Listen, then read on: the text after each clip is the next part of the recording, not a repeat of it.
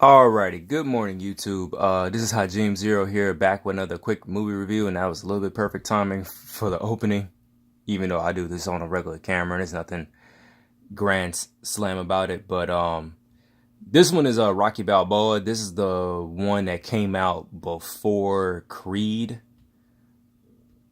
Yeah, before Creed, it came out like in 2006. Off the top of my head, I really can't remember what the last old one you want to call it before this one. But to be honest, I'm not that much of a huge Rocky fan.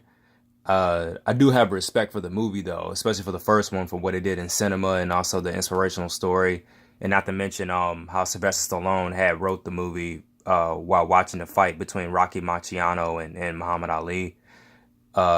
Pretty much how much he didn't give up. So, to be honest, me doing martial arts and boxing, I think the whole not giving up, rather, I completely understand that, you know, it holds more significance than you winning or losing. That's just how I see it. Because say like how my martial arts teacher would say, in the street, the threat is real. There is no competition. There is no tournament.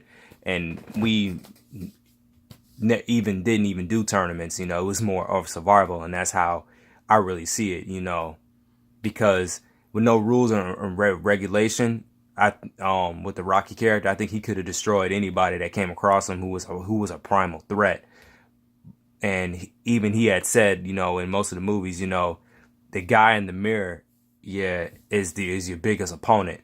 And once you have that under control, then you're not going out being buck wild and destroying everything, but you also stand your ground when you're feeling threatened, even though you're trying to make peace with a certain individual. And nowadays, that's very hard to do because, you know, someone comes up to you, say if it's on a camera or something, and they're sitting there chit-chatting, and then you showing gestures like you're talking back, and they end up hitting you. You go to court, they can use that libel against you, saying that, yeah, my client had did nothing wrong. He just retaliated as to what somebody said. But to me, be honest, that's still a bullshit, reason. Because even my mom was saying, you know, with the whole women hitting men thing, that technically the man is wrong if he's egging the woman on, but I call bullshit on that, because there's some men who squash it too, but some women still throwing insults at them and they're trying to walk away and they want to hit up on you also. So I can give two shits about it. And plus, I'm not a person that throws out insults anyway. You know, I'm not that type of guy. I'm not gonna sit there and shit talk all day.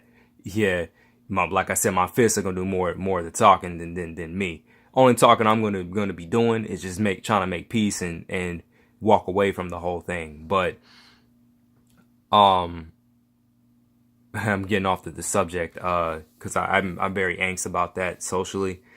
But getting back to Rocky, this one pretty much takes place I think I want to say after Rocky 5.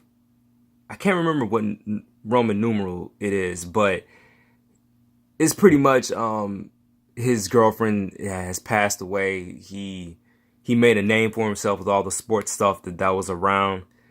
In his restaurant, you know, it just washed up old stuff. You know, it just seems the movie seems a little bit hella depressing, you know, in the beginning. But the good thing, his son gets him to come around. Eventually, he meets certain old people. You know, the Marie girl that he was trying to talk to in the first movie, she's grown up now and they have a good relationship, even with her son. And, you know, the good thing, what I can say about Rocky, he really is that true underdog. And ironically, I based the character off of him as well. It's a little bit of a twist on the character because it's a combination of Little Mac from Punch Out and Rocky Balboa himself. And plus an Italian boxer I kind of knew in Jersey. So it's a little bit mixed, a combination of all those things. You know, on a scale of 1 to 10, I'll give this movie like pretty much a 7.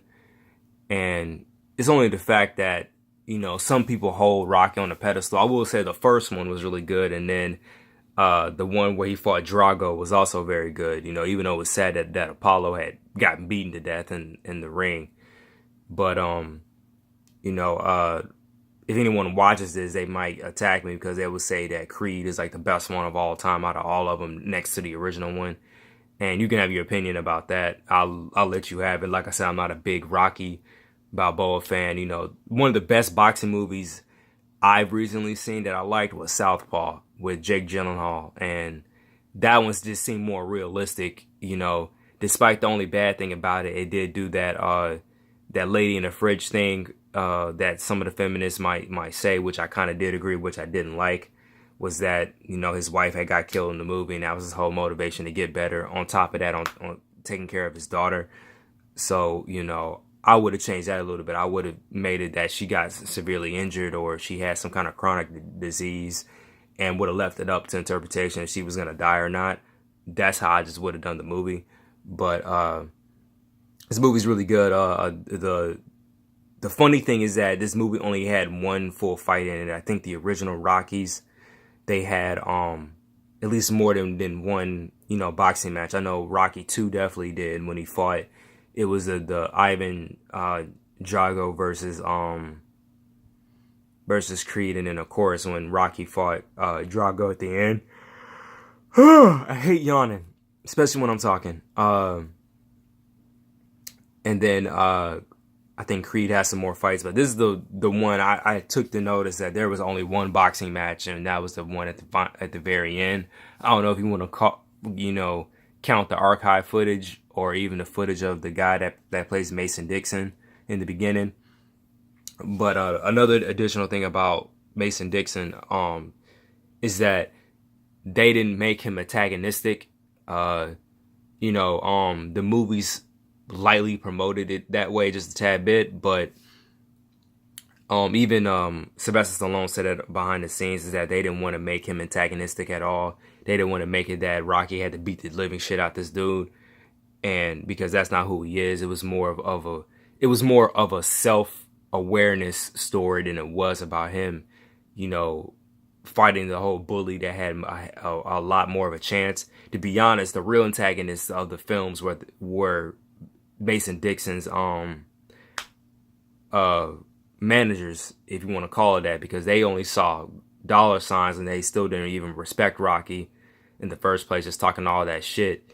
You know, it was a computer simulated fight and they wanted to see it for real, but to be honest, it still wouldn't have worked because Rocky wasn't young in his prime on the simulation. So I wouldn't call it a fair fight. The only thing you can do is have like that fan made, you know, boxing match. The same thing with the video game. It was one of the recent Knockout Kings where I had Muhammad Ali and Mike Tyson in their prime fighting, and I was like, yeah, that would have been cool to see, but it'll never happen because one of them's dead and the other one, he doesn't really box that much anymore, you know. And I don't know how strong. I don't know if he can still move in his prime. So some people can't be lucky, but there is gonna be something a tad bit off. But this film is really good. I would say, you know, Netflix and chill with this movie pretty much. If there's nothing else to watch, and say if your lady or something isn't feeling really good or motivational, you can really show her this film and hopefully she'll come around. That's the best way I can indirectly say it. And one last thing I would say about, because it did slip my mind about the Mason Dixon character. The cool thing is that the guy that portrayed him, he is a real boxer. I think his name is Antonio Cerveris. I could be mispronouncing it, but what I didn't know is that about him was that I think he was the one that knocked out Roy Jones Jr. and it blows because Roy Jones Jr. was one of my favorite boxers. Actually, I stopped watching boxing after he had retired. So, and I'm going to talk more about Roy Jones later on The Matrix because he is in that. So, you know, it just blows. He like I said, the most recent boxer that I really loved was Roy. So, you know, it's pretty cool to see that, you know, this is the guy that he had fought and knocked out. And I'm not really saying that as to really make fun. It was just, you know, pretty amazing that they had just a fight in general, you know.